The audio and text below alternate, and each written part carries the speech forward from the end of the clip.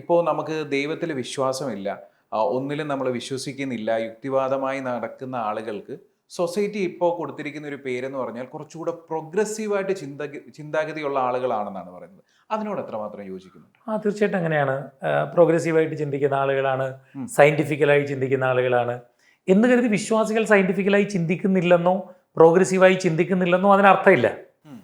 വിശ്വാസികൾ ഇപ്പം സയൻസിനെ ഉപയോഗിച്ചാണല്ലോ വിശ്വാസികളും ജീവിക്കുന്നത്.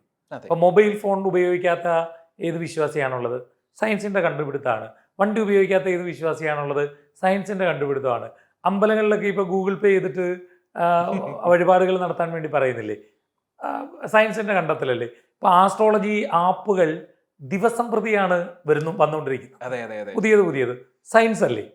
അപ്പോൾ പ്രോഗ്രസീവായി ചിന്തിക്കുന്നു എന്ന് യുക്തിവാദികൾ പറയുമ്പോൾ അതിന് നിങ്ങൾ മീൻ ചെയ്യുന്നൊരു അർത്ഥം ഇപ്പുറത്ത് വിശ്വാസികൾ അങ്ങനെ പ്രോഗ്രസീവായി ചിന്തിക്കുന്നില്ല എന്ന് പറഞ്ഞാൽ തെറ്റാണ്. അവരും പ്രോഗ്രസീവായിട്ട് തന്നെയാണ് ചിന്തിക്കുന്നത്.